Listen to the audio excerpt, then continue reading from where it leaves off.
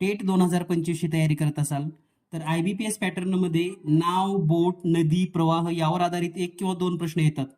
तर त्या प्रकारचे प्रश्न आपण या ठिकाणी समजून घेऊयात. प्रवाहाचा वेग 15 किलोमीटर प्रति असून नावेचा वेग 60 किलोमीटर प्रति आहे. जर प्रवाहाच्या विरुद्ध दिशेला 180 किलोमीटर अंतर जायचं असेल तर किती वेळ लागेल? आता पहा, या ठिकाणी जो प्रवाहाचा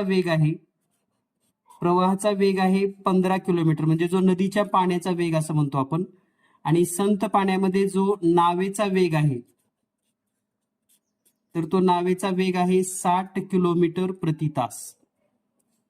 आता विरुद्ध जायचं असेल तर वेगाची वजाबाकी करावी लागते, म्हणजेच जो वेग नावेला येतो तर तो वेग येतो 60 वजा 15 बरोबर 45 किलोमीटर प्रति तास.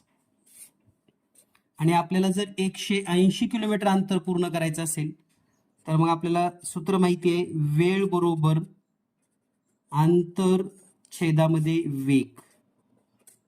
तर या सूत्रानुसार अंतर आहे 180 किलोमीटर, छेदामध्ये 45, आणि हा भागाकार केला तर आपल्याला उत्तर येईल 4 तास वेळ लागेल. पुन्हा पुन्हा व्हिडिओ पहा, पण हे सूत्र कायम लक्षात ठेवा. यानंतर प्रवाहाच्या दिशेने काय होतं ते पण आपण लगेच समजून घेऊयात. तर दुसरा प्रकार आहे, प्रवाहाचा वेग आहे 2 किलोमीटर प्रति तास आणि संथ पाण्यामध्ये नावेचा वेग आहे 10 किलोमीटर प्रति तास. तर या ठिकाणी प्रवाहाच्या दिशेने म्हणजे आता जिकडं पाणी वाहतंय त्या दिशेने जर विचार केला आपण तर या ठिकाणी नावेचा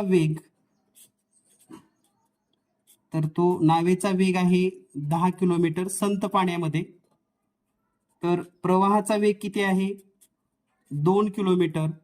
म्हणजे आता जर नदीच्या दिशेने आपण वेग गृहीत धरला तर वेग किती येईल मग? 10 अधिक 2 बरोबर 12 किलोमीटर प्रति तास. कारण प्रवाहाच्या विरुद्ध दिशेला आपण वेगाची वजाबाकी करत होतो, प्रवाहाच्या दिशेने वेगाची बेरीज करायची आहे, आणि म्हणून वेळ बरोबर या ठिकाणी जर सूत्र लिहिलं आपण, अंतर छेदामध्ये वेग, तर अंतर आहे 60 किलोमीटर, वेग आहे 12, 12 1 12, 12 पंचे 60, आणि म्हणून वेळ लागेल 5 तास. 5 तासामध्ये हे अंतर पूर्ण होईल. तर यासारखे टेटच्या प्रश्नांची सिरीज आपण चॅनलवर चालू केली आहे. त्यामध्ये आतापर्यंत वर्ग समीकरणे, संभाव्यता यावरचे प्रश्न दिलेले आहेत. त्याचबरोबर कामकाळ नळ नक्की पहा, कारण चॅनलवर आपण दररोज 1 किंवा 2 घटक कव्हर करतोय. परीक्षेपर्यंत आपले सर्व बुद्धिमत्ता आणि गणिताचे घटक आपल्याला पाहिजे.